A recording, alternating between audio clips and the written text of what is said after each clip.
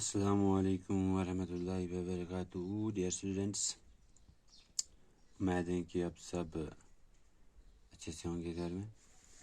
Dear students, आज हमारा topic जो है वो है वर्ड प्रॉब्लम्स ऑफ मल्टीप्लिकेशन, यानी जो चैप्टर हम पढ़ते हैं चैप्टर नंबर 4 मल्टीप्लिकेशन, उसका आज हमें एक्सरसाइज 4 उसकी हमें आज एक्सरसाइज 4.6 जो है उसी के बारे में पढ़ना है, जो हमें वर्ड प्रॉब्लम्स के बारे में है। तो वर्ड प्रॉब्लम्स के बारे में मैंने आपको इससे पहले भी पढ़ा है, जब हमने एडिशन पढ़ा था, जब हमने सब्ट्रैक्शन पढ़ा था, तो उस टाइम भी मैंने आपको वर्ड प्रॉब्लम्स के बारे में बताया।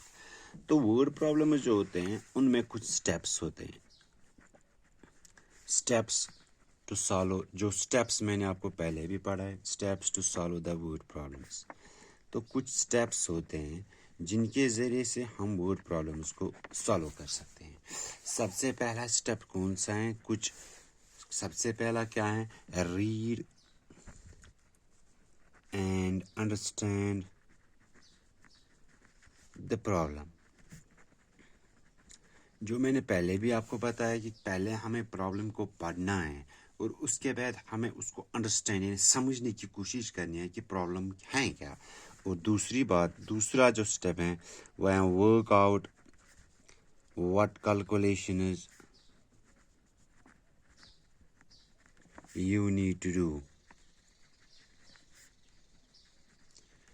दूसरा स्टेप जो है वह है वर्क आउट व्हाट कैलकुलेशन। आपको वर्क आउट करना है, आपको समझना है क्वेश्चन। जब आप क्वेश्चन पढ़ोगे उसके बाद आप समझ लोगे उसके, तो समझने के साथ ही आपको ये भी इसमें देखना है कि मुझे कौन सी कैलकुलेशन करनी है, क्या एडिशन करना है, सब्ट्रैक्शन करना है, मल्टीप्लिकेशन करना है या डिवाइड करना है। और तीसरा जो है, जब आपने ये भी वर्ड प्रॉब्लम को पढ़ा भी, उसको समझा भी, आपने ये भी पता कर लिया कि मुझे कौन सी कैलकुलेशन इसमें करनी है, उसके बाद आपको करनी है कैरी आउट द कैलकुलेशन।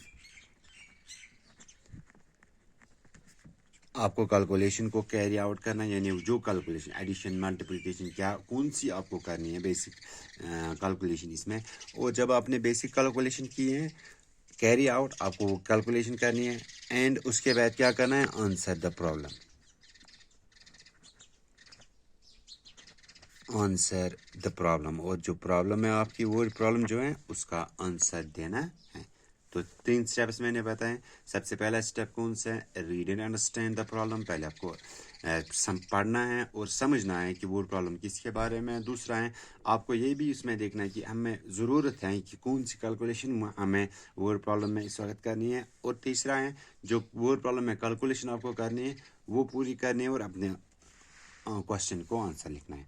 तो हम सीधा आते हैं क्वेश्चन नंबर 1 पे। The cost of a book is ₹35। एक बुक जो है उसकी कॉस्ट जो है वो है ₹35।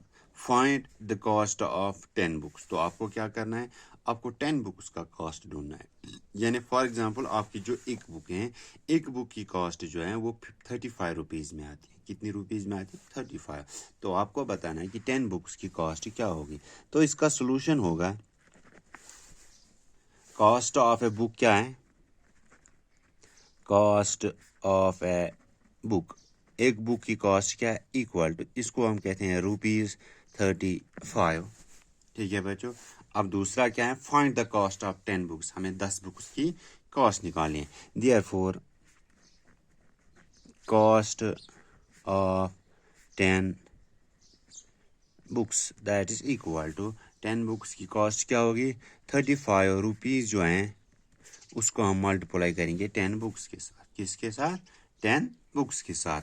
तो यहाँ पे मैं मल्टीप्लिकेशन का 100 प्लेस 10 प्लेस 1 प्लेस जो वर्कआउट कैलकुलेशन है वो करूँगा। पहले हमने कॉस्ट ऑफ ए बुक हमने 35, find the cost of 10 books, ये हमने पढ़ा। तो क्वेश्चन को समझने के लिए हमने क्या किया? हमने इसका जो है मीनिंग जो निकाला है, कॉस्ट एक बुक की कॉस्ट जो है वो है 35 रुपीज़। तो हमें 10 बुक्स की कॉस्ट निकालनी है, तो हमें मल्टीप्लिकेशन करनी है। तो यहाँ पे मैं इसका मल्टीप्लिकेशन ऑपरेशन करूँगा।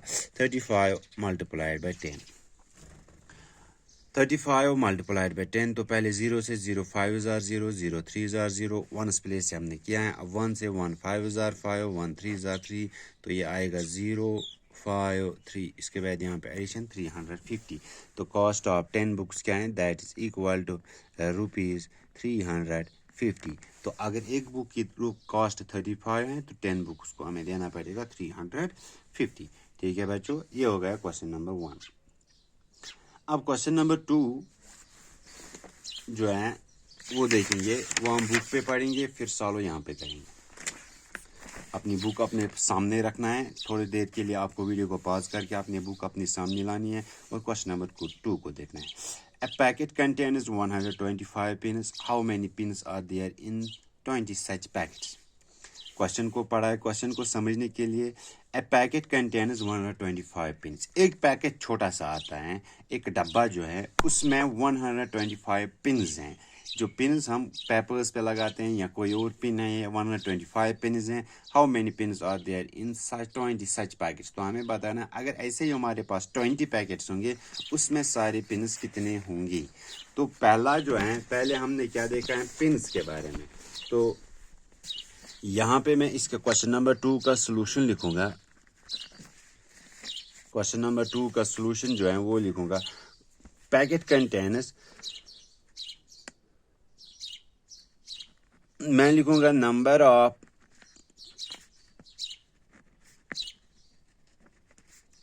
पिन्स इन वन पैकेट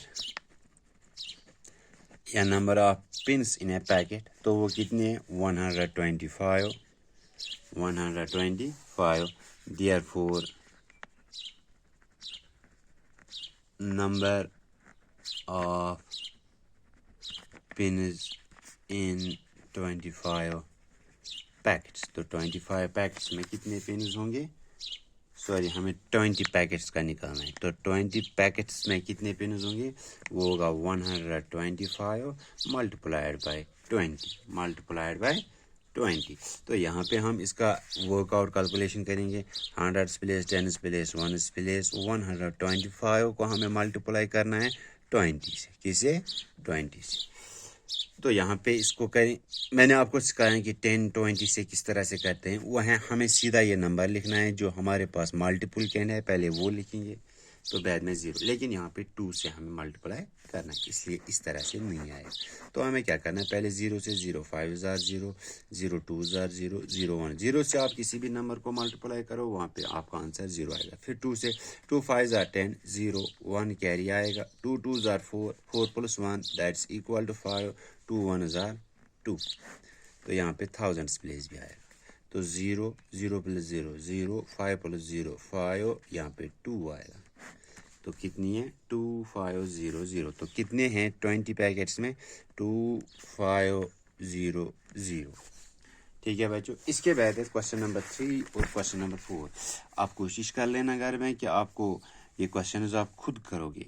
जिस बच्चे को आएगा वो उसकी पिक मुझे सेंड करेगा मेरे नंबर पे, तो मैं देखूंगा कितने बच्चे मुझे आज ये क्वेश्चन सेंड करते हैं।